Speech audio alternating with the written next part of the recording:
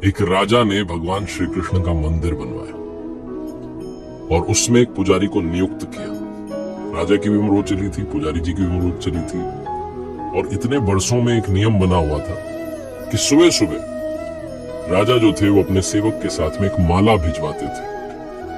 पुजारी जी उस माला को बिहारी जी को भगवान श्री कृष्ण जी की मूर्ति को चढ़ाते थे। उसके बाद में राजा जब दर्शन करने के लिए आते थे तो पुजारी जी वो माला भगवान की मूर्ति में से निकाल करके राजा जी के गले में डाल देते थे। ये परंपरा सी बन गई थी। पुजारी जी बूढ़े हो चले थे, राजा साहब बूढ़े हो चले थे। एक दिन राजा साहब की तबीयत थोड़ी खराब थी। उन्होंने सेवक से कहा कि आप ये माला लेकर के जाइए और पंडित जी को, पुजारी जी को कह दीजिएगा कि आज राजा साहब नहीं आएंगे तो प्रतीक्षा ना करें।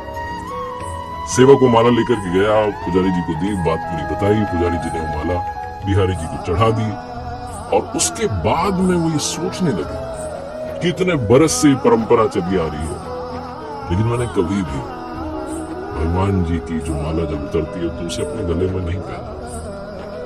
शायद ये प्रभु जी की इच्छा है, शायद ऐसा अवसर आए कि आज राजा जी नहीं आएंगे और आज मेरे पास में मौका है। तो परंपरा तो थी कि वो माला तो निकालते ही थे। उन्होंने वो माला निकाली और खुद पहन ली। इसी सब के बीच में सेवक जो था वो दौड़ते हुए कहने लगा कि राजा साहब को वहां ठीक नहीं लग रहा है, उन्हें तबीयत और खराब सी लग रही है, इसलिए वो प्रभु के दर्शन करना चाहते हैं और वो आ रहे हैं, उनकी सवारी आने वाली।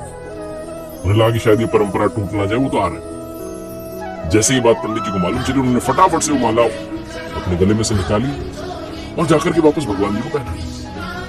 खुद की उतरी हुई माला। घबराहट में समझ नहीं पाया क्या करें, डर गए। राजा साहब ने दंड दे दिया।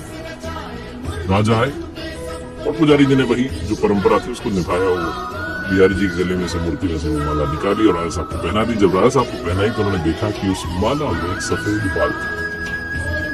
राजा ये समझ गया ये जो सफेद बाल है ये पुजारी जी का है। पुजारी जी से पूछा कि क्या उस माला को आपने पहना था, सफेद बाल कहां से आया? तो पुजारी जी ने कहा कि डर गए। उन्हें लगा कि सच बोलूंगा तो पता नहीं क्या दंड मिलेगा। उन्होंने कहा ये सफेद बाल तो बिहारी जी का है, भगवान जी का है। राजा को और गुस्सा आ गया। उसने कहा एक तो ये छल कर रहे हैं, धोखा कर रहे हैं, ऊपर से झूठ बोल रहे हैं। तो राजा ने कहा अच्छा ये बात, बिहारी जी कब से सफेद बाल हो गए? ठीक है, मैं कल आता हूँ, श्रृंगार के समय आऊंगा और देखूंगा कि उनके बाल सफेद हैं या काले।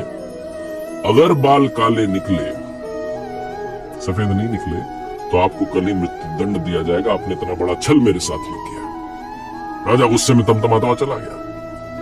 इधर पंडित जी, पुजारी जी भगवान श्री कृष्ण की मूर्ति के सामने दंडवत प्रणाम करके माफी मांग लगे, कहने लगे मुझे क्षमा कर दो, मैं लूभ में आ गया था, मुझे लगा कि एक बार मुझे भी वो माला पहननी चाहिए, मुझे बचा लो। राजा नहीं तो कल मौत की घाट उतार देगा। पूरी रात रोते रहे, विनती करते रहे, प्रार्थना करते रहे। अगली सुबह राजा पहुंचा श्रृंगार के समय, सुबह सुबह, और बात तय थी। जाकर के वो मुकुट उतारा और बिहारी जी के बाल देखे। राजा चौंक गया, बाल सफेद थे। फिर राजा ने सोचा कि पुजारी जो है कहीं फिर से छल तो नहीं कर रहा, कहीं इन्होंने बाल काले जो थे उनको रंगवा तो नहीं दिया, सफेद तो नहीं कर दिया। तो असली है नकली ये जांचने के लिए वो बाल तोड़ने लगे और जैसे ही राजा ने बाल तोड़े, मूर्ति में से खून की धारा बहने लगी। राजा प्रभु के चरणों में गिर गए, क्षमा मांगने लगे, माफ कर दो भगवान। उस मूर्ति में से आवाज आई कि राजा तुमने मुझे सिर्फ मूर्ति माना, इसलिए आज से मैं तुम्हारे लिए सिर्फ मूर्ति हूं। लेकिन पंडित जी ने मुझ में साक्षात भगवान देखे, इसलिए मुझे अपने भक्त की रक्षा के लिए अपने बालों को सफेद करना पड़ा, खून की धारा बहानी पड़ी ताकि तुम्हें समझा पाऊं।